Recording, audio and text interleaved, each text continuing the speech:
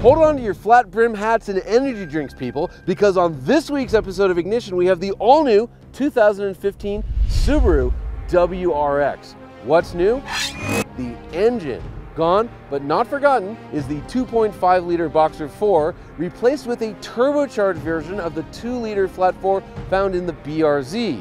In fact, it's the very same bottom mount turbo motor found in the Forester XT, Motor Trend's 2014 SUV of the year. Also new, and finally, is a 6-speed manual transmission. Also new, there's no wagon. But is this thing any good? That's what we're gonna find out.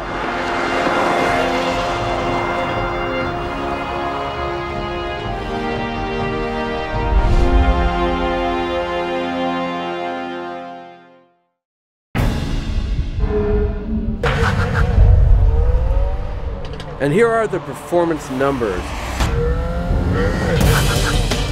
Disappointingly, the new WRX is slower than the car it replaces. Even though it has more horsepower, the fact that you have to shift to third gear means 60 miles an hour happens in 5.5 seconds. Quarter mile happens in 14 seconds flat at 98.1 miles an hour. Braking is real good. It stops from 60 miles an hour in 106 feet. The new WRX can almost pull a G on our skid pad. The actual number is 0.96 Gs. That's very, very good for an economy-based car.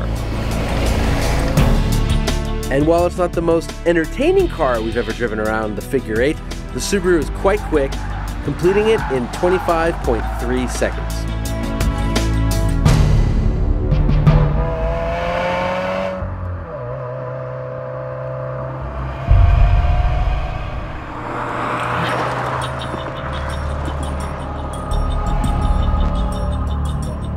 Driving the new 2015 WRX, and I have a ton to say about this car, probably more than most other cars, because the last two cars I've purchased have been Subaru WRXs. One difference, they're both wagons, and this one isn't, so I gotta get this out of the way. Subaru is saying they cannot afford to do both a sedan and a wagon. They can't. Now, to me, if it were 7 or 8 years ago and Subaru was still selling fewer cars than Mazda, somewhere in the low 200,000s, okay, I might buy that excuse. However, Subaru just had their best sales year ever in the US. They sell more cars in America than Volkswagen does.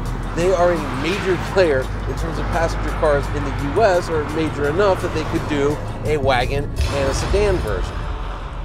And it's particularly crazy to me because, from what I understand it, 50% of WRX sales are wagons. So they've already alienated half their customer base. Now, a friend of mine at Subaru said, he gave me the standard party line and then said, well, look, listen, there was that thing at the Tokyo show, the horribly named Lavorg concept, which, little footnote, I bet when the Impreza was originally coming to the US, the name they wanted was the Vegeta. And luckily, they got talked out of it and went with Impreza. But anyways, I think the Vegeta guy came up with Lavorg, but that might actually be the WRX wagon, so that'll be cool. Next, finally, has a 6-speed manual transmission. Yay! Except for one thing. As you saw from the acceleration run, this car is now slower to 60 miles an hour than the vehicle it replaces. Huh? Why? What? Okay, yeah, wait, maybe, but really what's going on there is you have to shift into third gear. The other WRX, you can make it to 60 in second. This one, you have to shift in third, and so instead of getting 4.7 seconds, we're just in the mid-5s. We should probably talk about looks, which is always kind of a sore spot with the WRX, and I've been saying this for a while, but I remember when in 2001, when I bought my first one as a 2002 model, it was the Bug-Eye. I remember, oh man, it's so ugly, but I know it's gonna perform really, really well. And then the next one came out and it was uglier. And then the 2006 refresh, uglier still. And then 2008 looked worse. And then somehow for 2015, man, this thing just looks bad. That's it. When the 2018 or whatever comes out, I'll probably be saying how good this one looks. But as Subaru often says, we don't have designers and we pass the savings on to our customers. Stereotypically speaking, Subaru has something of an image problem. Mention the brand to most people and they start saying things like Melissa Etheridge and sandals and granola and hippies. So while they may not sell that many of them compared to their more mainstream products, vehicles like the BRZ and the WRX are key in helping Subaru shed that image. And believe you me, this car is an image shedder.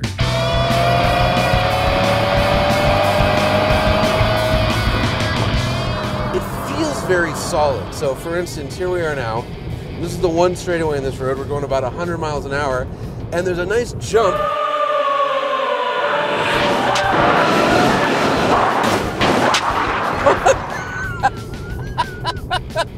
And we just caught like 2 feet of air. Oh man, this thing is such a blast.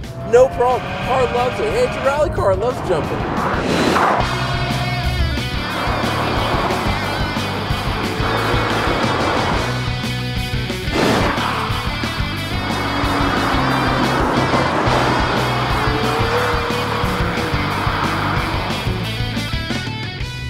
And I don't know, I had very low expectations. I don't know why. I was totally wrong. Look, I'm biased because I buy these things. Yeah. But, you know, look, in 2008 when that WRX came out, it was terrible. I said so. This WRX drives better than any other WRX. I cannot wait to get my hands on that STI. It's just going to be awesome. Until that time, if you're in the market for a $30,000 four-door sedan that's really, really kick butt on a mountain road, look no further, because this is it.